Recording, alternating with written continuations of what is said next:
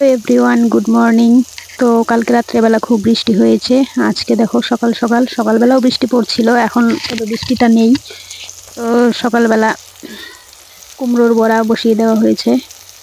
তোমরা কে কে কুমড়োর বড়া পছন্দ করো অবশ্যই কমেন্টে জানাবে। আমার তো বেশ ভালোই লাগে, বেশ ভালো না বললাম, মানে খুবই ভালো লাগে। কুমড়োর বড়া হলে গরম গরম ভাত আর সাথে একটু ঘি হলে আর কোনো কিছুই লাগে না। তো কুমড়োর বড়াগুলা বেশ মোটা মোটা করেই কাটা হয়েছে, কেননা অল্পতেই এগুলো একদম গলে যায়।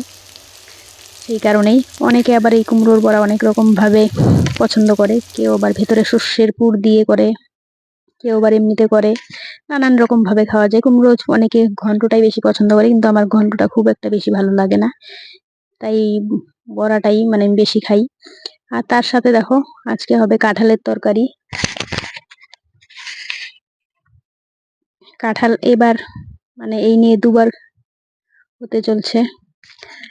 প্রথমে একদিন বাজার থেকে আনা হয়েছে একদম সিজনের প্রথম দিকে, আর এখন যেহেতু প্রায় সিজনের মানে মাঝামাঝি, তাই ভাবছি বেশি আবার বাড়তি হয়ে গেলে পরে তখন ভালো লাগে না, তাই আর কি। তো কাঁঠালের তরকারি, তার সাথে মাছ আনা হয়েছিল। মাছ, মেয়ে আবার রুই মাছ খুব একটা পছন্দ করে না, তো মাছের থেকে কাঁঠালটাই বেশি পছন্দ করে।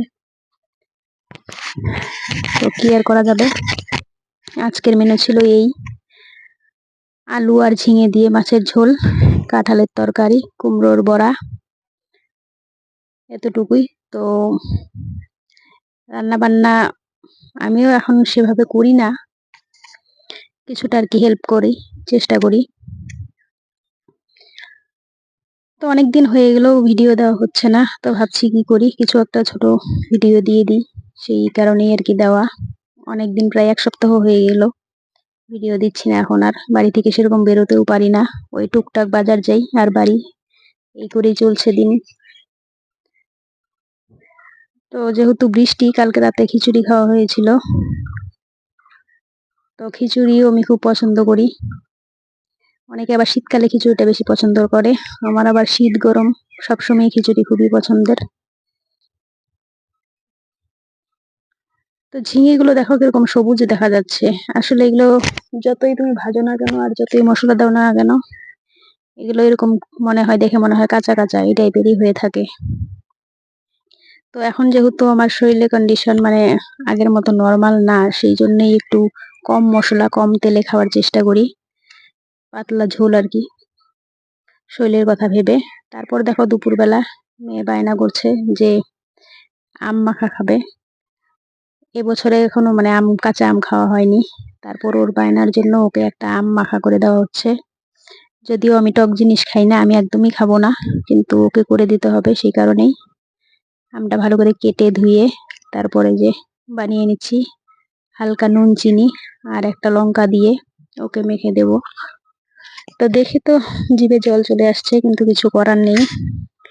এখনই আমার পক্ষে টক খাওয়া সম্ভব না, তাহলে হয়তো কাঁটা পেকে যেতে পারে, নানান রকম সমস্যা হতে পারে। সেই কারণেই মেয়ে জোর করছিল যে একটু হলেও মুখে দাও, তারপর একটুখানি মুখে দিয়েছিলাম। স্বাদ তো হয়েছে খুবই, কিন্তু কি করা যাবে, লোভটাকে সামলাতে হবে, সেই কারণেই আর খেলাম না। তো দেখো, তোমরা দেখতেই পাচ্ছ কি সুন্দর হয়েছে মাখা। এরপর দেখো সন্ধেবেলা ও টিফিনের জন্য চাউমিন বানানো হবে। তো সেই জন্যই একটা ডিম, চাউমিনটা ওই তৈরি করছে, ডিম লঙ্কা পেঁয়াজ দিয়ে আগে ভেজে নিচ্ছে। তার মানে এই চাউমিনটা মানে সিদ্ধ করে রেখেছিল, সেটা আমি একটু জলটা ছেঁকে তারপর ওকে দিলাম, বাকিটা ওই করবে সবকিছু। তো বাড়িতেই আমরা চাউমিন বেশি করে এনে রেখে দিই, দোকানে সবসময় যাওয়া সম্ভব না, বাড়িটা নিজের মতো করে তৈরি করে করা যায় আর কি। তো এই ছিল আজকের আমার ভিডিও। তো সন্ধ্যেবেলা এটা দিয়ে টিফিন হলো। তো ভিডিওটা কেমন লাগলো প্লিজ তোমরা কমেন্টে জানাও। আজকে এই পর্যন্তই, এরপর দেখা হচ্ছে।